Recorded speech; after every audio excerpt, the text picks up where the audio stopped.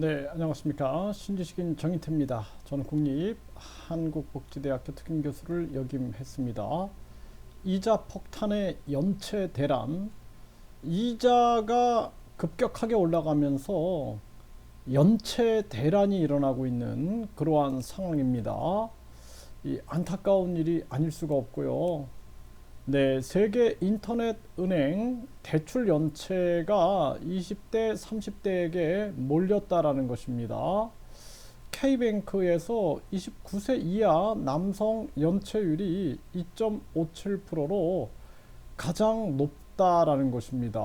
네, 그래서 K뱅크, 카카오뱅크, 토스뱅크의 연체 상황을 분석한 결과 20대, 30대의 연체 대출액이 가장 많이 드러났다라는 것입니다.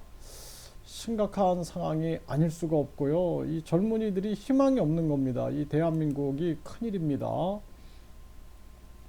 이자 폭탄이 현실화되면서 주택담보대출마저 연체 대란이 초읽기에 들어왔다라는 것입니다.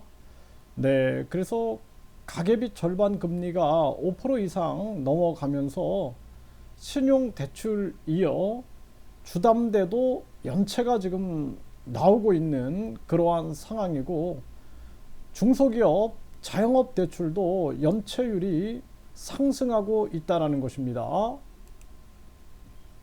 네, 인터넷은행 가계대출 연체 증가율이 시중은행 대비 3.55배다. 네, 이게 심각한 정황으로 가고 있고요.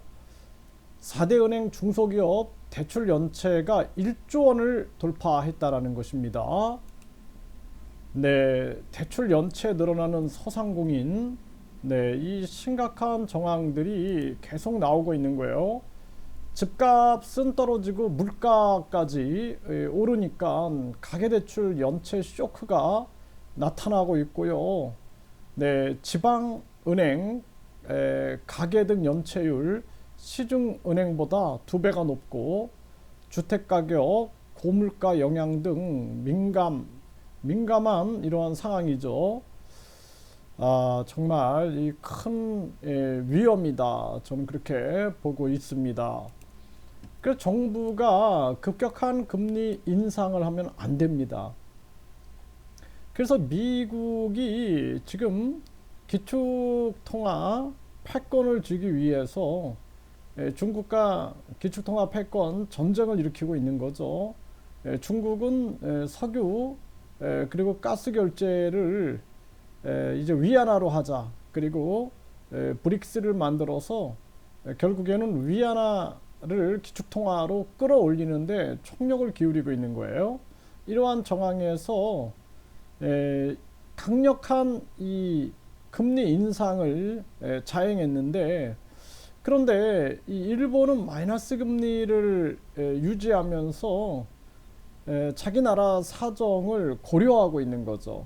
한국은 자기 나라 국민들이 죽든 말든 신경도 안 쓰고, 도리어 지금 이 집값이 떨어지니까 다주택자에 대한 세제 혜택을 주겠다.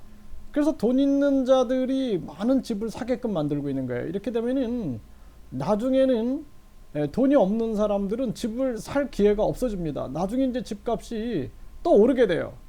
이게 이제 사이클인데, 결국에는 그렇게 해가지고 미국처럼 많은 사람들이 이 텐트촌에 사는 그런 상황이 만들어질 수 있다는 것입니다. 지금 이 정부를 움직이는 자들이 돈 있는 자들을 위한 정책에 총력을 기울이는 게 아니냐, 그런 분석을 안 할 수가 없습니다. 그래서 서민들은 지금 빚더미에 앉아 있고, 은행들과 현금 부자들은 돈벼락을 맞고 있어요. 돈벼락을. 이러한 정황에 또 다주택자들에 대한 세제 혜택을 주겠다.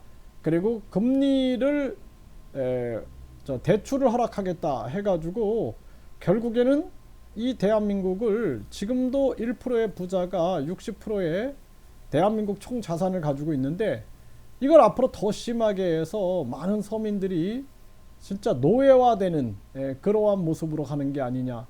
안타까움을 금할 수가 없고, 이 국민들이 똘똘 뭉쳐서 인터넷으로 인터넷 당을 만들어서 국민들이 정신 차리지 않으면은 정말 이 노예화가 더 빠르게 4차 산업혁명과 함께 진행될 거다. 안타까움을 금할 수가 없습니다.